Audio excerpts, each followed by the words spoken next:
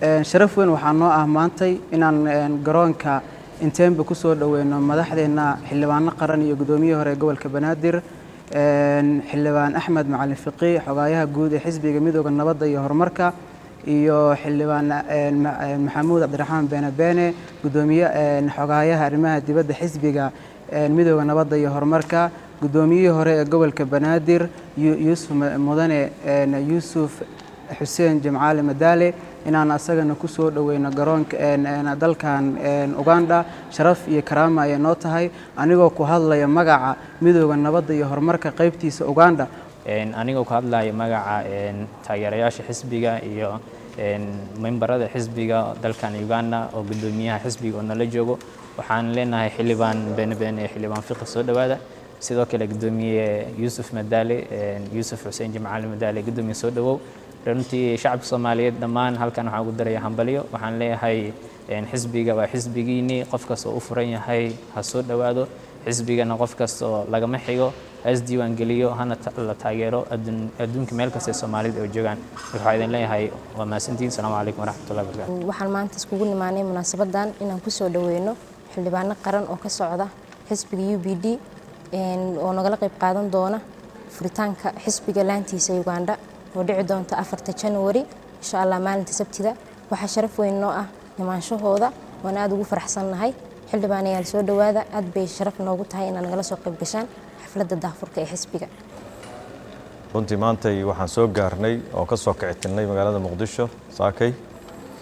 waxaanan hadda joognaa magaalada Kampala waxaan runtii dhalinyaradan quruxda badan aan uga mahadcelinaynaa soo dhaweyntii aadka u heer sareysay maantii nala ku soo dhaweeyay iyo marxabaynta waana midii aan ku soconay oo aan filaynay waxaan rajaynaynaa halkaan u nimid inaan dhalinyaradan la wadaagno dalkoodii wixii ka jira wadooyinka ay ka soo maqnaayeen iyo inaan ka qayb galno munaasabadda xisbiga UPD faraciisa dalka Uganda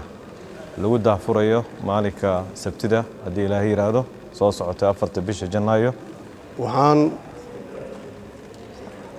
u mahadcelinaynaa dhalinyaradii gabdho iyo wiilalba lahaa ee ka tirsan xisbiga UPD qaybtiisa Kampala amba Uganda guud ahaan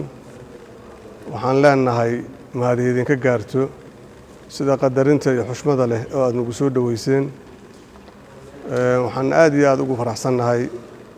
dhalinyaro sidaan u abaabulan oo aad isugu toosan waxaan leenahay mar labaad iyo mar saddexaad waa idin mahadcelinaynaa Soomaalidu waxay tiraahdaa sabtanka dherg doono toorkan ka kasaay yiraahdaan marka quruxda xisbiga ee UPD waxaan ka kasaynaa muuqaalka noo muuqdo ayaa nagu dhiirigelinayo inaan maalmo idin sii joogno sidaas la mid ah waxaan u mahadcelinaynaa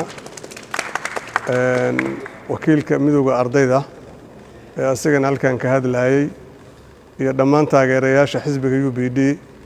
gabdho iyo wiilalba iyo xubnaha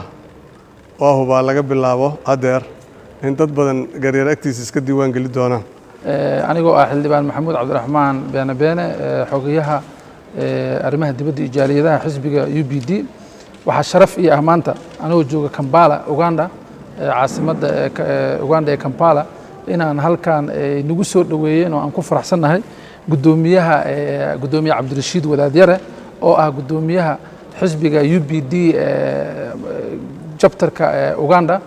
aad iyo aad ugu faraxsanahay iyo tiimka kale oo madaxda xisbiga maxaan ku dhahaa taageerayaasha